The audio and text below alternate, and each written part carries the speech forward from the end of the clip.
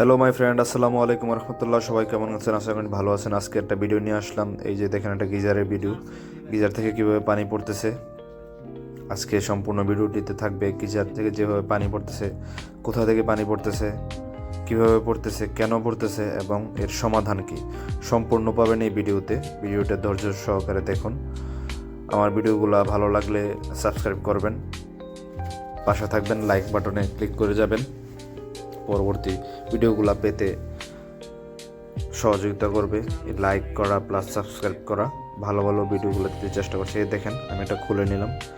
খোলার পর দেখেন কোন কোন জায়গায় 2-3টা ছবি রেখেছিলাম, আমি ছবিগুলো দিলাম। 4টা জায়গায় আমি টোটাল লিক ধরা পড়ছে, সেটা আমি আপনাদের সামনে দেখলাম। এই যে এটা হচ্ছে বাহির পাশ কভার, গিজারের কভারটা। আমি এই যে দেখতেছেন, এটা যেটা খুলতেছি এটা হচ্ছে থার্মোস্ট্যাট। মূলত এটার মাধ্যমে সম্পূর্ণ গিজারটা কন্ট্রোল হয়, ছোটো ডিভাইসটির মাধ্যমেই। এটা একটা ইতালি কোম্পানির, মেড ইন ইতালি গিজার। গিজারটি খুব ভালো, 5-6 বছর অলরেডি হয়ে গেছে। দেখতে পাচ্ছেন আমি গিজারটা সব কিছু খুলে নিতেছি অলরেডি। চেক করতে হবে সম্পূর্ণ, পার্ট বাই পার্ট চেক করবো কোথায় কী প্রবলেম, কেন পানি পড়তেছে, কোন কোন জায়গায় লিক আছে, সকল কিছু। এবং কয়েলের অবস্থা কী আছে সেটাও আমরা দেখব, সাথে থাকুন। থার্মোস্ট্যাটটা আমি ভালো করে চেক করব। দেখতে পাচ্ছেন থার্মোস্ট্যাট, এটার কাজ হচ্ছে একটা নির্দিষ্ট পরিমাণ গরম হওয়ার পর সে অটোমেটিক্যালি ডিসকানেক্ট করে দেবে লাইন গিজার থেকে। সেই কাজটা করে থাকে। নয়তো তো যখন পানি থাকবে এটার মধ্যে সারাক্ষণ যদি গরম হতে থাকে, সেই ক্ষেত্রে গিজারের খুব প্রবলেম হবে। এক সময় গিয়ে সেটা ব্রাস্ট হতে পারে। সেই কারণে এই থার্মোস্ট্যাটটা ব্যবহার করা হয়। এটাকে ভালো করে পরিষ্কার করে নিতেছি আমি। পরিষ্কার করলে কাজ করতে সুবিধা হবে এবং লিকগুলো ভালোভাবে দেখা যাবে। আমি অলরেডি একবার লিক টেস্ট করছি, আবার করার পর দেখবেন, একটু পরে দেখতে পাচ্ছেন, এই যে দেখতেছেন এখানে একটা লিক পেয়েছি আমরা। চিত্রটা দেখতেছেন, এটা আমরা ভালো করে ঝালাই করে নিব। ঝালাই করার সিস্টেম আছে, যেহেতু এটা খুব পাতলা একটা শিটের মাধ্যমে তৈরি করা, সেই ক্ষেত্রে ঝালাই করার ক্ষেত্রে খুব সাবধানতা অবলম্বন করতে হবে। দেখতে পাচ্ছেন আমি ভালো করে ঝালাই করে নিয়েছি। এখন এটাকে আমি গ্রাইন্ডিং করে নিচ্ছি। ভালো করে গ্রাইন্ডিং করে নিলাম। ভালো করে আবার গ্রাইন্ডিং করলে কাজ করতে সুবিধা হবে। পরবর্তীতে যদি লিকেজ আবার বের হয়, সেটাও ফাইন্ড আউট করতে সুবিধা হবে। লিক টেস্ট করতে হবে এখন আবার। এই যে আমি পানি ভরাট করে নিতেছি। একটা হচ্ছে ইন আর একটা হচ্ছে আউট। উপরটা হচ্ছে আউট, এখান থেকে গরম পানি বের হয়। ভালো করে ভরাট করে নিলাম। এখন আমি দুইটা ইন এবং আউটে, আপনারা চাইলে এটা বাল্ব দিয়ে বন্ধ করে নিতে পারেন। আমি যেহেতু আমার কাছে বাল্ব ছিল না, সেই ক্ষেত্রে আমি এটাকে সুন্দর করে 2 হাতে চাপ দিয়ে ধরে নিলাম। ধরে তারপর এটাকে ঘুরিয়ে বিভিন্ন চারপাশে ভালোভাবে যেন প্রেশার পড়ে পানির, সেভাবে এটাকে নিয়ে কাজ করলাম। এখন ওটা কমপ্লিট, যেহেতু লিকেজ নাই। এখন আমি টেস্ট করব এটা বডি আছে কিনা। বিদ্যুৎ দেওয়ার পর অনেক সময় দেখা যায় যে বডি হয়ে যায়, পানিতে আর্থিং পাওয়া যায় অথবা কারেন্টের সম্ভাবনা থাকে। এভাবে অনেক মানুষ মারাও যায় মাঝে মাঝে, আমরা খবরে দেখি। এই কারণে ভালো করে আমরা টেস্ট করে নিলাম এখানে কোনো লিকেজ আছে কিনা, মানে বিদ্যুৎ লিকেজ। এখানে একটা ফিটিং করার পালা, কোনো লিকেজ নাই, বডিও করে না, বডিতে আর্থিংয়ের প্রবলেম নাই। থার্মোস্ট্যাট আমরা লাগাই নিলাম। আমরা স্বাভাবিকভাবে এখন ট্রাই করব কয়েলের কি অবস্থা, কত এম্পিয়ার টানতেছে।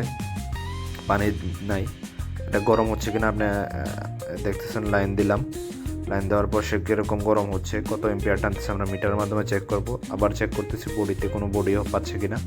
দেখতেছেন আমি একটা মাল্টিমিটার মাধ্যমে, ক্ল্যাম্প মিটারের মাধ্যমে ট্রাই করতেছি। 5.49 এম্পিয়ার টানতেছে, ধরুন 5 এম্পিয়ার টানতেছে এবং আউট হচ্ছে 5 এম্পিয়ারই, সেম টু সেম। তার মানে কয়েলের খুব ভালো আছে। যে হাত দিয়ে দেখলাম মোটামুটি গরম হচ্ছে। কাজ করার পর সব কিছু ঠিক থাকলে আপনি হাত দিয়ে ধরে দেখতে পারবেন, যদি বিদ্যুৎ লিকেজ না থাকে। বডিতে যদি বিদ্যুৎ পেয়ে থাকে, সেক্ষেত্রে হাত দেবেন না ভুলেও। এই কারণে আমরা ফার্স্টে সিরিজের মাধ্যমে চেক করে নিয়েছিলাম, আপনারা সিরিজের মাধ্যমে চেক করে নেবেন। এখন আমরা সেটিং করার পালা। সেটিং করে পানি দিব, পানি দিয়ে আবার চেক করব যে পানি পর্যাপ্ত গরম হচ্ছে কিনা এবং সে পর্যাপ্ত পানি নিচ্ছে কিনা, পানি পর্যাপ্ত আউট করতেছি কিনা। এবং থার্মোস্ট্যাট কাজ করতেছে কিনা সেই বিষয়গুলো আমরা দেখতে হবে।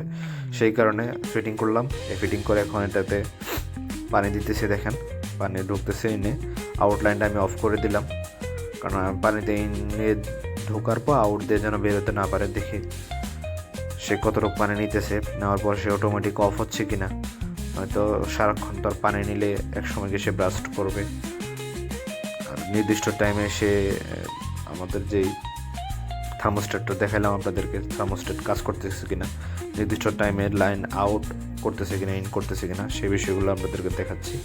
এই যে আমরা এখানে ঝালাই করছিলাম, ভালো করে দেখতেছি, চেক করতেছি যে এখান দিয়ে কোনো আবার লিকেজ হচ্ছে কিনা বা পানি বের হচ্ছে কিনা, হলে আবার দিতে হবে। আমরা যে সব জায়গায় লিকেজ হচ্ছিল দেখেন, আমরা +-8, যারা চিনেন এমসিল বলে, আবার অনেকে +-8 বলে। এই যে এটা ভালো করে দিয়ে নিলাম।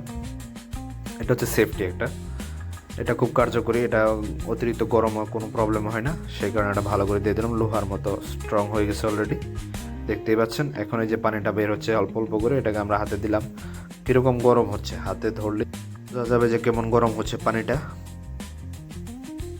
পানি গরম এর জন্য তো যেহেতু গরম হচ্ছে, সব কিছু ঠিকঠাক আছে। এখন আমরা এটা ফিটিং করব, ফিটিং করার পালা। ফিটিং করার ক্ষেত্রে দেখেন আমরা কীভাবে ফিটিং করতেছি। এটা ইনসুলেশন হিসেবে বা চারপাশে ব্যবহার করা আছে। আমরা যেই ম্যাট ব্যবহার করি অথবা হচ্ছে তোষক ব্যবহার করি, তোষকের যেই দুনা বলে, অনেকে তুলা বলে, তুলাগুলা চারপাশে ভালো করে এঁটে দিতে হবে। এটা ইনসুলেশনের কাজ করবে। পাশাপাশি ছোটোখাটো যদি কোনো লিক হয় সেই ক্ষেত্রেও সে এটার কাজ করবে। দেখেন আমি পিছনে এটা ভালো করে নিচের পার্টটা সহ লাগিয়ে তারপর এখানে ভালো করে যে ইনসুলেশন যেসব ব্যবহার করছে তুলাগুলা ভালো করে চারপাশে দিয়ে নিলাম। দেওয়ার পর এটা উপরের যে উপরের কাভার লাগাই দিতে হবে। দেখেন পুরোপুরি ভরে গেছে। ভরার পর এখন উপরের কাভারটা আমরা লাগাই নিব। কাভার লাগাই নিলেই শেষ। তারপর এটা আমরা মালিকের বাসায় গিয়ে ফিটিং করে দিব। ধন্যবাদ সবাইকে ধৈর্য সহকারে ভিডিও দেখার জন্য। আশা করি আপনারা পাশে থাকবেন, সবসময় সাপোর্ট দিবেন।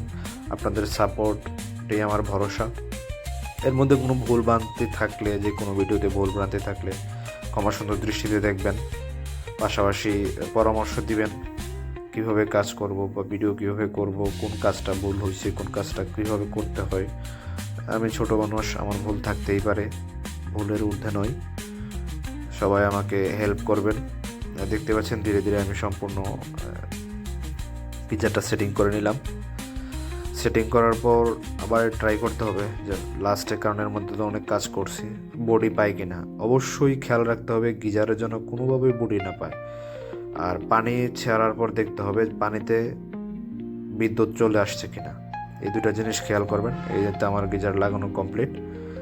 যে এটা হচ্ছে থার্মোস্ট্যাট, এখানে 2টা কেবল দিয়ে দিলে এই টোকরের কেবলটা বিদ্যুৎহীন হবে, তাহলে আমার কাজ শেষ।